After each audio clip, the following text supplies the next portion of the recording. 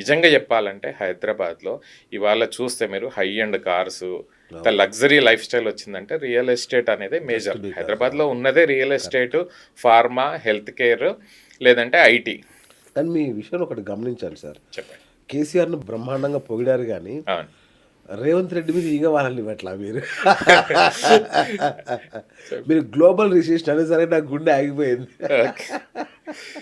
అంటే రేవంత్ రెడ్డి గారు వచ్చిన టైంలోనే అన్ని ఇక్కడే కాదు కదా, ఆల్ ఓవర్ ద వరల్డ్, అమెరికాలో స్లో అయింది. ఇప్పుడు కోవిడ్, ఎస్పెషల్లీ కోవిడ్ తర్వాత ఏమైందంటే అందరికీ ఇంకొక హౌస్ ఉండాలి, ఆర్ సిటీకి దూరంలో ఇంకొక హౌస్ ఉండాలి, మనకి అగ్రికల్చర్ ల్యాండ్ ఉండాలి, ఎప్పుడన్నా ఇలాంటి ఇష్యూస్ వస్తే మనము బయట సిటీ దాటి ఇంకో ప్లేసెస్కి వెళ్ళాలన్న టైంలో రియల్ ఎస్టేట్ బాగా పుంజుకుంది వరల్డ్ వైడ్ కూడా. అది 3 సంవత్సరాలు కంటిన్యూస్గా 2004 దాకా అయింది, 2024 దాకా కంటిన్యూ అయింది. సడన్గా ఇప్పుడు ఉక్రెయిన్ రష్యా వార్ జరగడము, ఈ టారిఫ్స్ రావడము, ఇట్లాంటి అన్నిటితో ఏమైందంటే కొంచెం ఇక్కడ హైదరాబాదే కాదు అన్ని సిటీస్లో అయింది, వరల్డ్ వైడ్ కూడా అన్ని సిటీస్లో అయింది. తెలంగాణలో జరగడానికి రేవంత్ రెడ్డి కారణం కాదంటారు. గవర్నమెంట్ చేంజ్ అవ్వడం ఒక కారణం అయిండొచ్చు, కానీ రేవంత్ రెడ్డి పాలసీస్ ఏంటంటే కొంచెం పెద్ద ప్రాజెక్ట్స్ కాన్సెప్టువలైజ్ చేస్తున్నారు. తన ఫోకస్ ఇప్పుడు అంతకుముందు అంతా west side of the cities లో డెవలప్మెంట్ అయింది. So other side of the cities లో కూడా, అంటే ఎస్పెషల్లీ సౌత్ సైడ్, మీకు ఎస్పెషల్లీ ఎయిర్పోర్ట్ నుంచి తుక్కుగూడ ఏరియాల్లో అప్ టు ఫార్మా సిటీ దాకా ఇన్ఫ్రాస్ట్రక్చర్ ప్రాజెక్ట్స్ వస్తున్నాయి. రీజనల్ రింగ్ రోడ్ కూడా మొదలెట్టడానికి బాగా ప్రయత్నం చేస్తున్నారు. ఆల్మోస్ట్ ఫైనల్ స్టేజెస్ లో ఉంది. RRR పర్మిషన్స్ కానీ అంతా అన్ని ఫార్మాలిటీస్ అయిపోయినాయి, ఇంకా గవర్నమెంట్ డబ్బులు ఇస్తే మొదలెట్టాల్సిందే.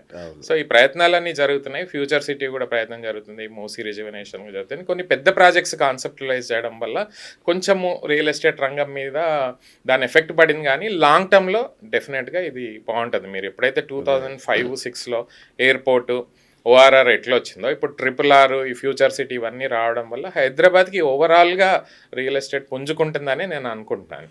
మీరు ఇంత గొప్ప వ్యక్తి ఎలా అయ్యారో నాకు ఇప్పుడు అర్థమైంది సార్. మంచి డిప్లొమాటిక్ ఆన్సర్ చాలా ఇంత డిప్లొమాటిక్ ఆన్సర్, వండర్ఫుల్ సార్. ఇక నేను దీని జోలికి వెళ్ళాను, ఎందుకంటే మీరు ఇబ్బంది ఫీల్ అవ్వడం నాకు ఇష్టం లేదు. Right sir. సో ఒకప్పుడు హైదరాబాద్లో అపార్ట్మెంట్ కొనడం అనేది చాలా గొప్ప విషయం. కానీ ఇప్పుడు 8 కోట్లు, 10 కోట్లు, 20 కోట్ల విల్లాలు కూడా వచ్చేసినాయి. అవునండి. పెద్ద పెద్ద అపార్ట్మెంట్లోనే 8 కోట్ల దాకా చేరుకున్న సిచ్యువేషన్ చూస్తున్నాం. సో ఇప్పుడు ట్రెండ్ మారి మినీ విల్లాస్ వైపు కూడా జనం చూస్తున్నారు, అపార్ట్మెంట్ బయ్యర్స్. సో ఈ ట్రెండ్ని ఎలా చూడాలి? ఇక్కడ ట్రెండ్ 2 రకాలుగా ఉందండి. చాలా మంది ఇప్పుడు ఎస్పెషల్లీ జూబ్లీ హిల్స్, బంజారా హిల్స్లో పెద్ద పెద్ద హౌసెస్ ఉన్న వాళ్ళేమో అవి మెయింటైన్ చేయలేక అవి వదిలేసి అపార్ట్మెంట్స్ వైపు చూస్తున్నారు.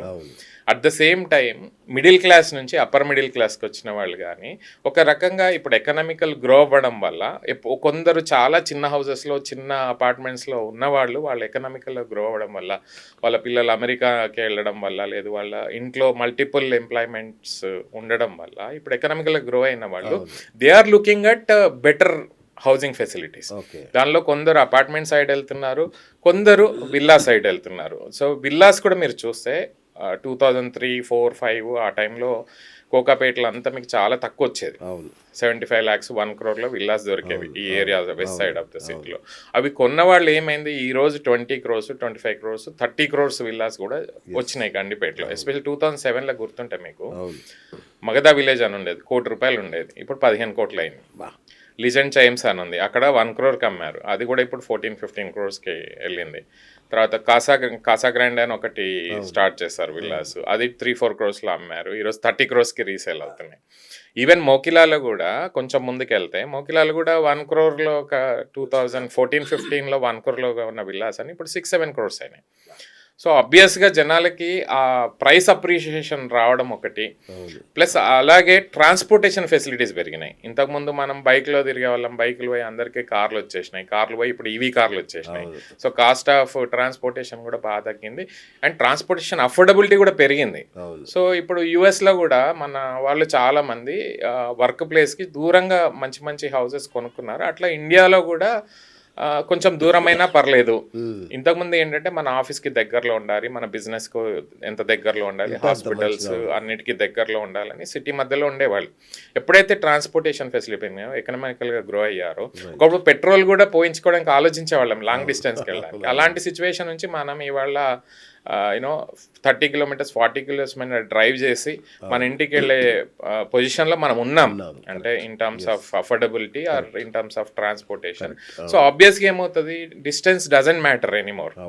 సో 30 కిలోమీటర్స్ 20 కిలోమీటర్స్ కూడా వెళ్తున్నారు. ఇప్పుడు రీసెంట్గా చూస్తే ప్రగతి రిసార్ట్స్ ఒకప్పుడు మనకు చాలా దూరం, ఓన్లీ అవుటింగ్కి వీకెండ్ అవుటింగ్కి వెళ్ళాలి. ఇప్పుడు ప్రగతి రిసార్ట్లోనే 40-50 మంది రిజైడ్ చేసి ఎవ్రీడే వాళ్ళు డాక్టర్స్, నాకు తెలిసిన 2 డాక్టర్స్ రోజు అక్కడ నుంచి వచ్చి ఇక్కడ క్లినిక్ రన్ చేస్తున్నారు. ఇంకొకటి ఏంటంటే, మీరు ఢిల్లీలో అబ్జర్వ్ చేస్తే పొల్యూషన్ లెవెల్స్ ఎంత పెరిగినాయో చూస్తారు కదా, అంటే సిటీలో పొల్యూషన్ లెవెల్ పెరిగిపోయినాయి, ఆరోగ్యం మీద బాగా కాన్సన్ట్రేషన్ పెరిగింది. సో దాంతో ఎయిర్ క్వాలిటీ ఇండెక్స్ అనేది ఇప్పుడు ఒక బజ్వర్డ్ అయిపోయింది రియల్ ఎస్టేట్లో. ఎక్కడైతే ఎయిర్ క్వాలిటీ బాగుంటుందో అక్కడ మనం బతకాలి అనే కాన్సెప్ట్. ఒక్కసారి మీకు డబ్బులు ఎక్కువైతే ఆటోమేటిక్గా మీ హెల్త్ కాన్షియస్ అవుతుంది. సో సిటీలో కూడా మీకు పొల్యూషన్ ఎక్కువైంది, వెహికల్ పొల్యూషన్ అవ్వచ్చు, కన్స్ట్రక్షన్ పొల్యూషన్ అవ్వచ్చు, ట్రాఫిక్ అవ్వచ్చు. దాంతో ప్రశాంతంగా ఉండాలని అందరూ కొంచెం దూరంలో వెళ్ళి ఇన్వెస్ట్ చేస్తున్నారు.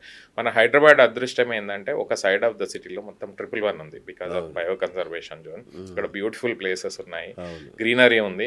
సో కొంచెం దూరం వెళ్తే హైదరాబాద్లో మంచి గ్రీనరీ, మంచి ఎయిర్ క్వాలిటీ ఇండెక్స్ ఉన్న ప్లేసెస్ చాలా ఉన్నాయి. సో అందు గురించి స్లోగా జనాలు కొంచెం దూరంలో హౌసెస్ కానీ, ఇండిపెండెంట్ హౌసెస్ కానీ, ప్లాట్స్ కొని హౌసెస్ కట్టడం కానీ, విల్లా కమ్యూనిటీస్లో విల్లాస్ కొనడం కానీ, ఆర్ మీరు అన్నట్టు మినీ విల్లాస్కి ప్రిఫర్ చేస్తున్నారు.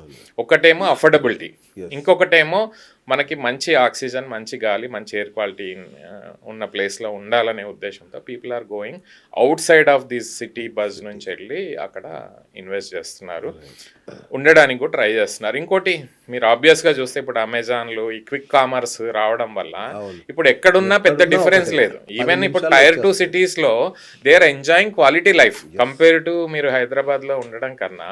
చిన్న టైర్ 2 సిటీస్ కూడా బాగా గ్రో అవుతున్నాయి. మీరు అబ్జర్వ్ చేస్తే రీసెంట్గా క్విక్ కామర్స్, ఈ కామర్స్ సైట్లలో మీరు ఆర్డర్ చూస్తే టైర్ 2 సిటీస్ నుంచి ఎక్కువ ఆర్డర్స్ వస్తున్నాయి, వాళ్ళు ఎంజాయ్ చేస్తున్నారు. సో ఇవన్నీ రావడం వల్ల, క్యాబ్స్ రావడం వల్ల డిస్టెన్స్ డజంట్ మ్యాటర్ కాబట్టి కొంచెం దూరం వెళ్ళి you can purchase house and values కూడా పెరుగుతున్నాయి. రియల్ ఎస్టేట్ అనేది ఓన్లీ మన ఇల్లు అనేది ఇంపార్టెంట్ కాదు, రియల్ ఎస్టేట్లో మనం ఇన్వెస్ట్ చేసింది ఎంత పెరిగింది అనేది కూడా important as an investor, as an end user also. So నేను ఎప్పుడు నా దగ్గరకు వచ్చి అడ్వైస్ కోసం వచ్చే వాళ్ళకి కూడా ఒకటే చెప్తాను, మీకు డబ్బులు ఉంటే ఒక రియల్ ఎస్టేట్ ప్రాపర్టీ ఇల్లుకి మాత్రమే కొనొద్దు, పెరిగే ప్రాపర్టీలో ఇన్వెస్ట్ చేయండి. మీరు ఉన్నా సరే అది 5 ఇయర్స్లో 10 ఇయర్స్లో ఎక్కడ పెరుగుతుందో అక్కడ మాత్రమే ఇన్వెస్ట్ చేయండి. ఆ కొంచెం డిస్టెన్స్ దూరం అయినా సరే అక్కడ వెళ్ళి కొనమని చెప్తాను. ఎందుకంటే హైదరాబాద్లో చూస్తే majority of them are middle class background or upper middle class background. వాళ్ళు ఒక 5 ఏళ్ళు 10 ఏళ్ళు 15 ఏళ్ళు పని చేస్తే వాళ్ళకి 1 కోటి రూపాయలు 2 కోట్ల సేవింగ్స్ వస్తున్నాయి. ఆ కొనేటప్పుడు ఓన్లీ ఇల్లు మాత్రమే కొనకండి, ప్రైస్ పెరిగే ఇల్లు, వాల్యూ పెరిగే ఇల్లు, మీ రిటర్న్ ఆన్ ఇన్వెస్ట్మెంట్ పెరిగే ఇల్లు మాత్రమే కొనమని నేను ఎప్పుడు సజెస్ట్ చేస్తాను.